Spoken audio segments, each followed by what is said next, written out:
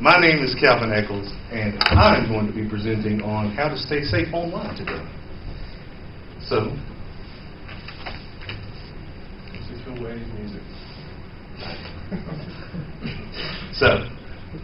common types of attacks that you might face while you're using a computer. This is by no means a comprehensive list, but these are the ones that I deal with the most in my working with people fixing their computers.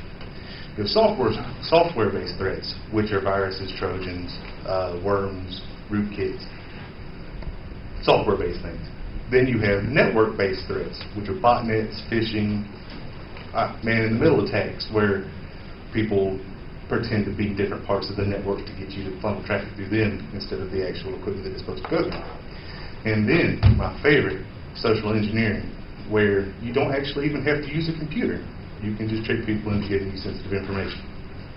So, that is actually surprisingly easy to do, and I have something interesting when we get to that point that kind of brings that home.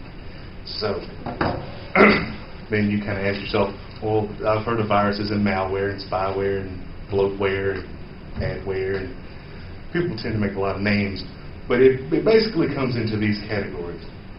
There are viruses, which are malicious software that generally do not have the ability to self-replicate, and they generally go into the system and cause file system damage, which will slow down the computer and eventually bring it to where the system does not boot anymore.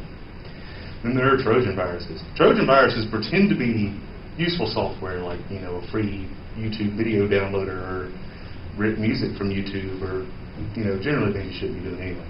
Right. And it can disguise itself as anything with picture editors. I've downloaded some myself, surprisingly. But you get these things onto your computer, and then while it may or may not provide the functionality that it promises, it also opens a bunch of doors into your computer and kind of pushes other bad things in. So it's kind of like a gateway to other really bad things. You have worms, which are actually much more sophisticated viruses with the ability to replicate themselves across a network without any kind of user interaction. You don't have to wait for someone to click something. You don't have to do anything like that. It can just kind of, if it's open, it'll go, and it'll get in all kinds of stuff, and those are really, really nasty. And then there are rootkits.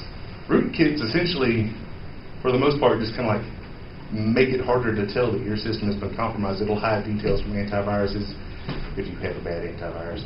And it generally serves to obfuscate the fact that you have viruses and stuff on your computer.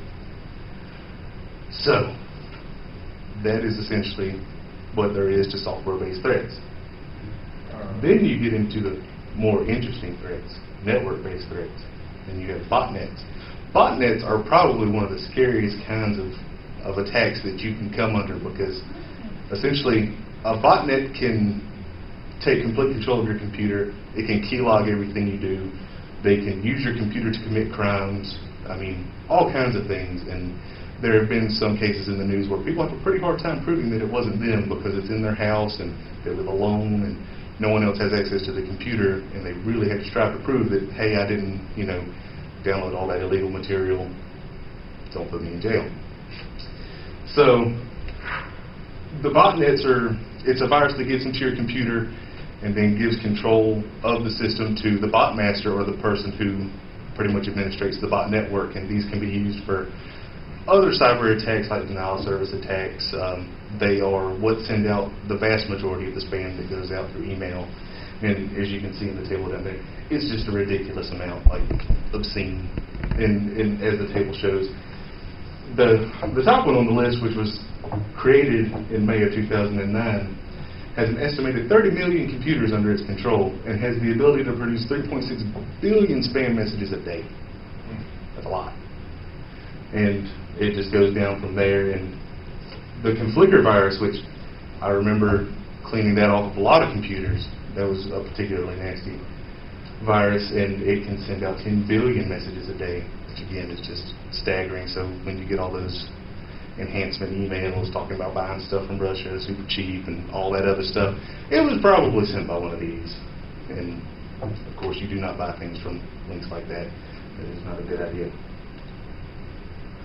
Then you have phishing. Phishing is where someone creates a website that looks a lot like the real website, and then tries to trick you into going there and entering in personal information or login details, things of that nature. And then in some cases they'll even redirect you with the credentials you just put into the actual website, and it will pretty much just store all of your personal information into a database and use it to steal your identity and ruin your life. So basically, a lot of phishing comes from getting emails that look like they're from your bank or from something that you do business with. It'll be a really generic message. It'll be like, dear valued customer, we need you to confirm your the details of your account, or you're face closing your account. And it'll have a link down at the bottom, and it'll say, click here to go to the bank website. A good thing to do when you're dealing with these emails, and it's sometimes funny, you can actually hold your mouse over the link and it'll show the hyperlink. Sometimes there's some ridiculous websites in there. It'll show you the actual website that the link takes you to. And as a general rule, just don't go to websites through emails. It's a bad idea. Most websites, especially banks, are never going to ask you to confirm things in this manner. They'll send you a letter, they'll call you on the phone, stuff like that. They know that this would easily be exploited if it was a common method of confirming information. So essentially, if you do receive an email like this and you question its legitimacy and it's not something that you can directly call, like I said, do not use the link in the email. Go to your web browser, type in the address, go to it that way, and then if there's anything that needs to be addressed, if the website has any functionality whatsoever, it will tell you and you can address it there as opposed to going through the email. And that kind of covered two things at once there. All right. So I thought this was pretty interesting. The table on the top is all the phishing sites that have been detected and what ports they operate on. And as you can see, for those 3 months, it is the vast majority run on port 80, which is unencrypted HTTP. If you're doing stuff with your bank, you should not log in through HTTP, and that should be a clear warning sign. If you ever do log into your bank account and it's HTTP, you don't need to do it. A very, very small percentage of the sites are run on port 443, which is, secure HTTP or HTTPS, TLS over HTTP. Those are a much smaller number, and in my reading, it essentially said that it's harder, though not impossible, to get, valid certificates for websites for phishing. There are ways to do it, and in some cases people are even working to develop ways where you can essentially trick your browser into believing it's from another certificate authority when it's really not. I personally don't know how to do that. Right. And the chart at the bottom is just a pie chart showing what percentages of what industries are phished. They have, fake websites put up for people to mistakenly log into and lose all their information. And as you can see, the vast majority of these have to do with money. And I wasn't quite sure why they separated that into financial and then payment services, because that's both financial services. Wall Street and PayPal. Yeah. Well, there was another chart, and it showed PayPal accounts for a lot of phishing attempts, a lot of phishing attempts. But so it's a high value target for people who are doing these kinds of scams to try to mess with where you can keep your money. Credit cards, banks, stuff like that, which kind of enforces the be really careful and take special precaution when you're dealing with accounts that have to do with your finances and your money. Okay, man in the middle and art poisoning.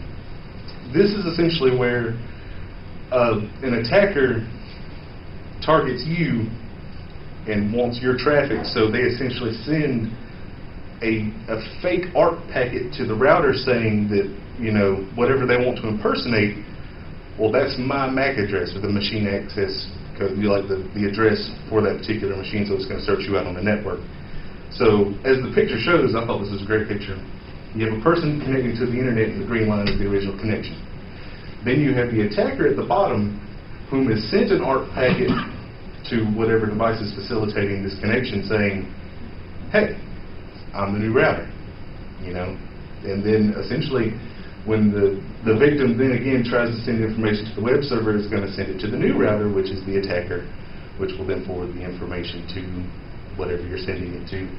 And there's actually a lot of problems involved with man in the middle.